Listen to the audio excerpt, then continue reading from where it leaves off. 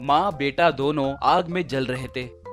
दोनों आग, आग, आग, हमें बचाइए, हमें बचाइए कहकर पुकारने लगे। बगल में कुर्सी पे बैठा उसका पति बड़े आराम से, वाह, कुछ नहीं होगा, हर साल की बात है ना, बेकार में क्यों पुकार रहे हो, कह रहा था। बेटा तब, बाप रे माँ, आप इससे कैसे शादी किए? इतना कंजूस आदमी मेरा बाप बनेगा कहकर मैंने सोचा नहीं था। बाप रे, गर्मी गर्मी कहकर नींद से जगा और बगल में देखा तो उसका पिता खर्राटे मारते हुए सो रहा था।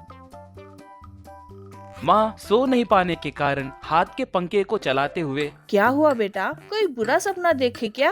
पूछी। बेटा तब, हाँ माँ, एक तरफ हम इस गर्मी में मर रहे हैं तो ये कैसे खर्राटे मारते हुए सो रहे हैं देखो। एसी खरीदने कहे तो ये नहीं खरीदते, छी कहकर फिर से सो गया।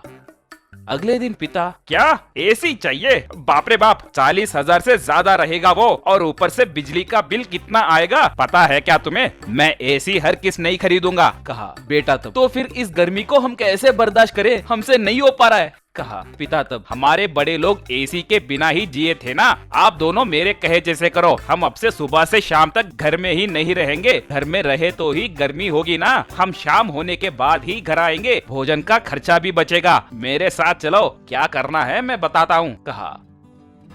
ऐसे वो उन दोनों को एक मंदिर के पास ले गया। वहाँ एक बांस से बनाया हुआ पंडाल था। पिता तब, इस पंडाल के नीचे बहुत ठंड होगी, मंदिर में प्रसाद खाकर आप दोनों आराम से यही रहिए और शाम को घर आइए, कहा। बेटा तब, छी ये अन्याय है, मैं नहीं मानूंगा, कहा। पिता तब, ओके ठीक है, तुम्हें दूसरी जगह दिखाऊंगा, चलो कहकर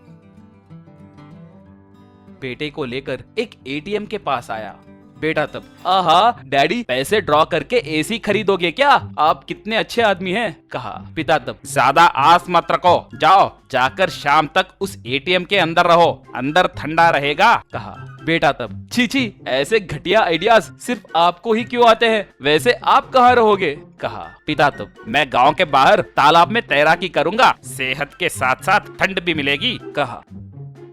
ऐसे माँ पंडाल के नीचे, बेटा एटीएम में, पिता तालाब में शाम तक बिताने लगे।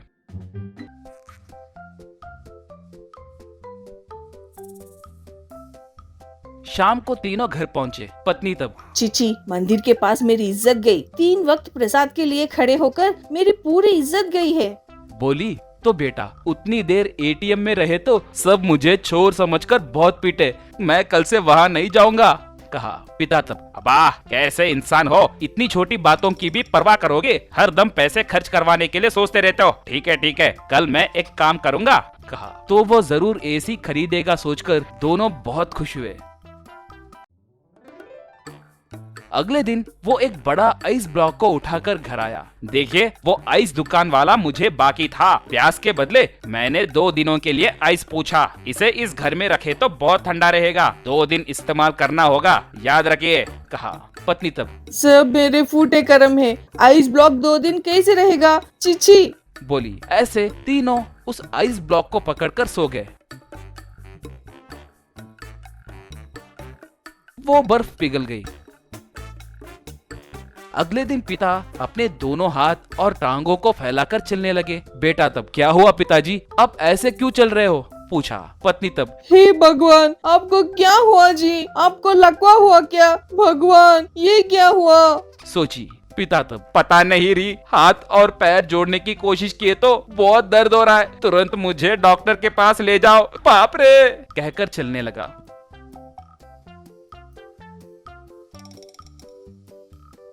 डॉक्टर पिता की जांच करने लगा तो बेटा और माँ जो बीता वो सब उन्हें बताए। डॉक्टर तब, बाहों के नीचे फोड़े हुए हैं, लगता है आइस ब्लॉक को बहुत कस के पकड़कर सो गए हैं, इनकी पूरी त्वचा सूज गई है, लगता है शरीर के सारे अंग लकवाग्रस्त हो गए हैं, तुरंत ट्रीटमेंट करना होगा, कम से कम लाख रुपए तो खर्च होंगे, कहा। पत्नी तब, क्यों जी, 40,000 देकर एसी खरीदे तो हो जाता था ना, अब देखो जान को खतरे में डाले, अब भुगतो, बोली। बस पिता कोमा में चला गया।